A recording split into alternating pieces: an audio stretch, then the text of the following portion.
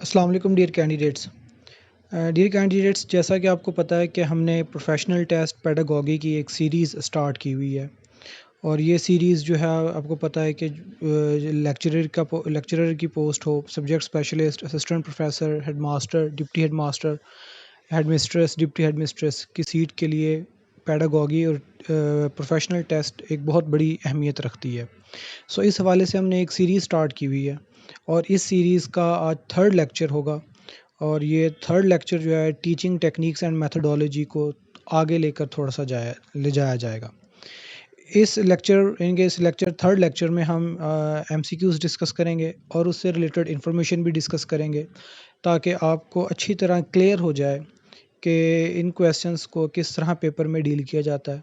और ये MCQs based paper में आते हैं, चाहे वो फेडरल पब्लिक का हो, चाहे वो पंजाब पब्लिक का, सिंध पब्लिक का, खैबर पख्तूनख्वा का हो। उसमें एमसीक्यूज़ टाइप क्वेश्चंस इसी तरह के आते हैं और इन्हीं से रिलेटेड पेडागोगी से या प्रोफेशनल टेस्ट रिलेटेड क्वेश्चन पूछे जाते हैं। सो डियर कैंडिडेट्स, हम स्टार्ट करते हैं third lecture teaching techniques and methodology. Lecture start करने से पहले आपसे एक रिक्वेस्ट करूंगा कि काइंडली मेरे चैनल को सब्सक्राइब कीजिएगा और बेल आइकन को प्रेस कीजिएगा, ताकि आपको इंस्टेंटली अपडेट मिल सके और आप चैनल के साथ और अपनी एजुकेशन, अपनी जॉब जिसके लिए आप ट्राई कर रहे हैं, जिसके आप जद्दोजहद कर रहे हैं, उसके साथ आप कनेक्ट रहें। डियर कैंडिडेट्स, क्वेश्चन नंबर 26 है, which is not true about lesson plan. Lesson plan के अबाउट कौन सी स्टेटमेंट जो है वो फॉल्स है या ट्रू नहीं है। इसका फर्स्ट ऑप्शन है, it develops confidence. Second option है, it helps in orderly delivery of contents. C option है, it is developed by students. And D option, it saves from haphazard teaching. तो इसका करेक्ट ऑप्शन सी बनता है कि इस lesson planning जो होती है वो स्टूडेंट्स डेवलप नहीं करते, बल्कि ये टीचर डेवलप करता है।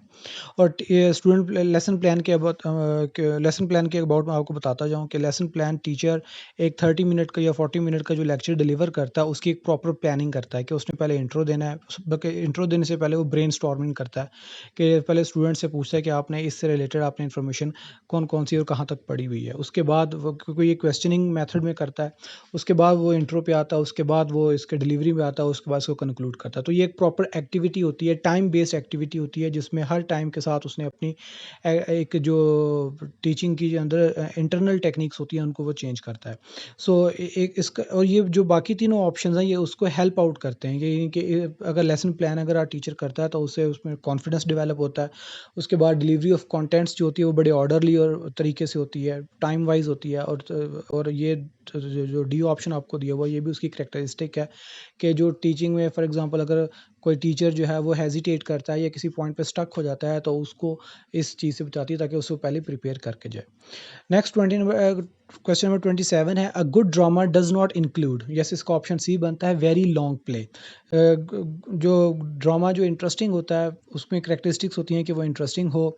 उसके बाद डायलॉग्स जो हैं वो आपको फ्रेश रखें, अलाइव रखें, और सब्जेक्ट फुल ऑफ फीलिंग्स होना चाहिए, उसकी करेक्टरिस्टिक्स हैं। लेकिन उसके अंदर वेरी लॉन्ग नहीं होना चाहिए, वो बोर, अगर लॉन्ग होगा तो वो बोर करेगा और वो जो है एक दर्दसर बन जाता है स्टूडेंट के लिए। तो ये एक जो है वो ड्रामा की प्रॉपर्टी नहीं है, very long play.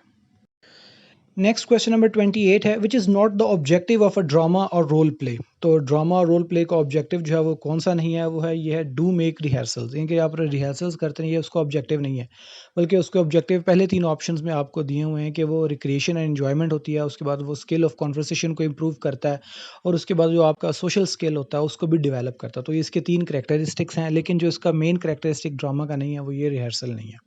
Next question number 29 है, ड्रामा और role play is useful for teaching history. History के अगर आप स्टूडेंट्स को अगर आपने डिलीवर करना हो लेक्चर, तो उसके लिए ड्रामा जो है या रोल प्ले जो है वो बहुत इंपॉर्टेंट कैरेक्टरिस्टिक है। साइंस के लिए आपको पता है कि एक्सपेरिमेंट ज़रूरी होते हैं। लैंग्वेज के लिए जो कॉन्वर्सेशन जो होती है वो आपकी जो अलाइव किसी भी करंट अफेयर टॉपिक पे हो सकती है, तो ये उनके लिए हो सकता है। ड्रामा और हिस्ट्री को अगर आपने अच्छी तरह ब्रीफली अगर डिस्क्राइब करना हो, उसको एग्जिबिट करना हो, तो उसके लिए हिस्ट्री का सब्जेक्ट जो है वो बहुत यूज़फुल है। नेक्स्ट क्वेश्चन नंबर 30 है, the main types of teleconferencing identify are three. तो main types of teleconferencing जो है वो थ्री टाइप्स की हैं, और नेक्स्ट क्वेश्चन नंबर 31 में उन्हीं टाइप्स को डिस्क्राइब किया गया। क्वेश्चन नंबर 31 है, which is not the types of teleconferencing. तो टीवी टेली कॉन्फ्रेंसिंग जो है वो टेली कॉन्फ्रेंसिंग में नहीं आती, क्योंकि उसमें टीवी में आपको सिर्फ देखना पड़ता है, आप उसमें उसको रिप्लाई नहीं कर सकते। जबकि बाकी तीनों जो कैटेगरीज हैं, जिसमें ऑडियो टेली कॉन्फ्रेंसिंग है जिसमें आप सिर्फ बोलते हैं, वीडियो कॉन्फ्रेंसिंग में जिसमें ऑडियो और वीडियो दोनों इंक्लूड होती है, और कंप्यूटर टेली कॉन्फ्रेंसिंग जिसमें आप कंप्यूटर को लेकर या किसी भी ब्राउज़र वगैरह या व्हाट्सएप वगैरह या स्काइप वगैरह को यूज़ करके आप कॉन्फ्रेंसिंग करते हैं, तो उसको हम computer teleconferencing, computer networking के थ्रू जो हो रही होती है उसको कंप्यूटर टेली कॉन्फ्रेंसिंग कहते हैं। तो तीनों कॉन्फ्रेंसिंग जो है वो तीनों टेली कॉन्फ्रेंसिंग में कंसिडर होती हैं, लेकिन टीवी टेली कॉन्फ्रेंसिंग जो है वो टेली कॉन्फ्रेंसिंग में इंक्लूड नहीं होती। नेक्स्ट क्वेश्चन नंबर 32 है, which one is accountable in cooperative learning. Cooperative learning में किस चीज़ को आप ज़्यादा कंसिडर करते हैं, अकाउंटेबल किसको कंसिडर करते हैं? उसमें ग्रुप, फर्स्ट ऑप्शन है इंडिविजुअल, सेकंड है ग्रुप, सी ऑप्शन है both A and B and none of the above. तो इसमें सी ऑप्शन जो है वो बेस्ट है। उसमें आप इंडिविजुअली और ग्रुप दोनों में एक स्टूडेंट को रखकर उसकी क्वालिटीज़, उसकी जो होती हैं वो इंडिविजुअलिटीज़ या उसके टैलेंट को या उसमें जो इनहेरिटेड क्वालिटी होती है उसको आप कंसिडर करते हैं, तो वो उसके लिए इंडिविजुअल और ग्रुप में होना ज़रूरी होता है। नेक्स्ट क्वेश्चन नंबर 33 है, cooperative learning is an alternative to competitive models, teaching models, lesson plans, micro teaching. तो कंपैरेटिव लर्निंग बेसिकली कंपैरिजन होता है।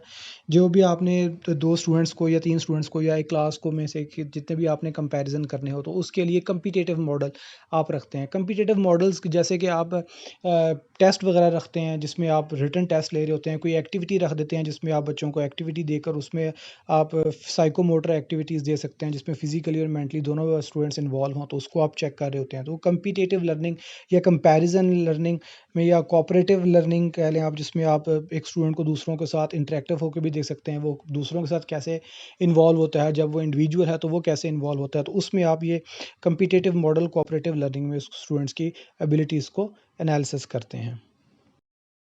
नेक्स्ट क्वेश्चन नंबर 34 है, the number of students in cooperative learning groups are. एक group में अगर आप cooperative learning करवा रहे हैं स्टूडेंट्स को, तो उसमें एक ग्रुप में आप कितने स्टूडेंट्स को रख सकते हैं? तो उसमें है 3 to 4, यानी कि एक ग्रुप में आप 3 या 4 स्टूडेंट्स को रखते हैं। ज़्यादा रखेंगे तो वो आप जो ऑब्जेक्ट है आपका टीचिंग में वो नहीं अटेन हो पाएगा। अगर आप कम रखेंगे इससे तो वो कोऑपरेट नहीं कर पाएंगे, तो कोऑपरेटिव लर्निंग जो है उसके ऑब्जेक्टिव्स अटेन नहीं होंगे। तो 3 to 4 जो है वो सूटेबल होते हैं कोऑपरेटिव लर्निंग की ग्रुपिंग में। नेक्स्ट क्वेश्चन नंबर 35 है, the essential characteristics of cooperative learning is positive interdependence. Cooperative learning में आपने 3 to 4 स्टूडेंट्स को जब आप ग्रुप बना देते हैं, तो वो एक स्टूडेंट्स की इंडिविजुअल परफॉर्मेंस को भी आप एनालिसिस करते हैं, और स्टूडेंट की जो दूसरों के साथ डिपेंडेंसी होती है, दूसरों के साथ कोऑपरेशन जो होती है, उसको भी आप एनालिसिस करते हैं। सो जो एसेंशियल कैरेक्टरिस्टिक्स है कोऑपरेटिव लर्निंग में वो होती है पॉजिटिव इंटरडिपेंडेंस, के एक स्टूडेंट दूसरे स्टूडेंट के साथ पॉजिटिवली कोऑपरेट करता है, उसको हम पॉजिटिवली इंटरडिपेंडेंस कहेंगे।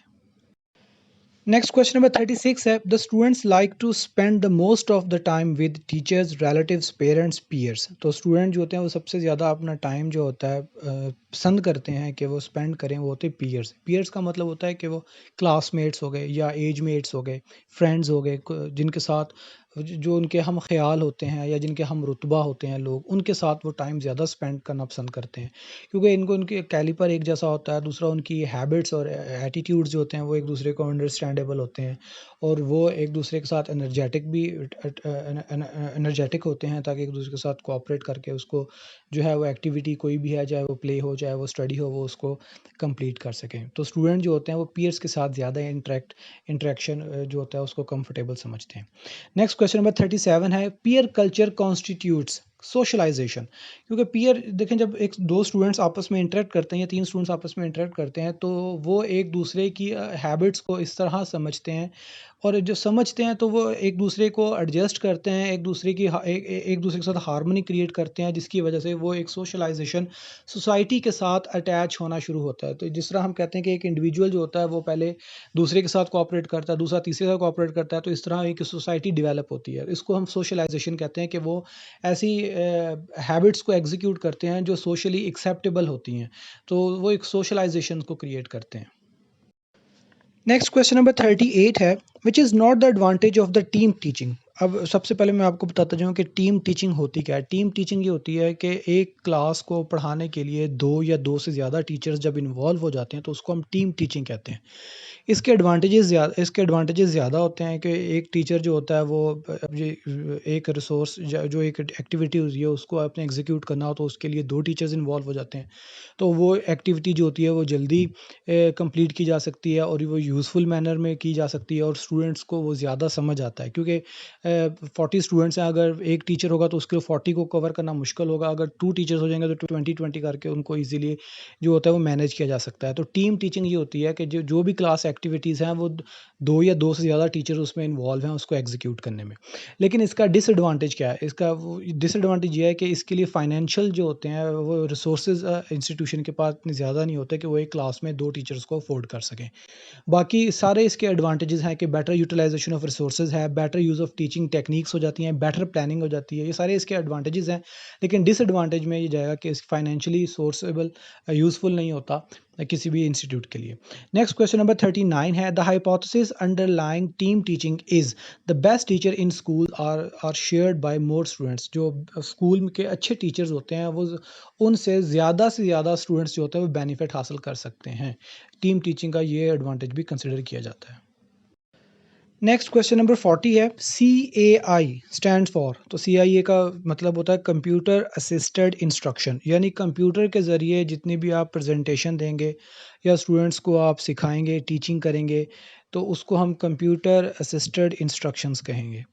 और ये आजकल मॉडर्न मेथड है और इसमें टैब्स और कंप्यूटर्स प्रोग्राम्स इस तरह सॉफ्टवेयर अवेलेबल हैं जो स्टूडेंट को जो होते हैं टीचिंग करने के लिए बड़े असिस्ट करते हैं और उससे टीचर जो होता है वो कंफर्टेबल फील करता है और टीचर का जो वर्कलोड होता है वो कम हो जाता है। नेक्स्ट क्वेश्चन नंबर 41 है, which is not the mod of CAI। तो CAI का मॉड जो होता है वो क्वेश्चन मॉड नहीं होता। आप उसे ट्यूटोरियल मोड कंप्यूटर से आप ट्यूटोरियल्स जो होते हैं किसी भी मॉडल के आप देख सकते हैं। उसके बाद ड्रिल भी आप उस पे कर सकते हैं। फॉर एग्ज़ाम्पल अगर मैथ के क्वेश्चन सॉल्व करवाएँ तो आप उसी कंप्यूटर पर आप मैथ के फर्दर क्वेश्चंस जो होते हैं वो एक पज़ल बना के दे सकते हैं, कोई एक्टिविटी बना के दे सकते हैं जिसे वो करता रहते हैं, जैसे स्टूडेंट्स जो होते हैं वो करते हैं।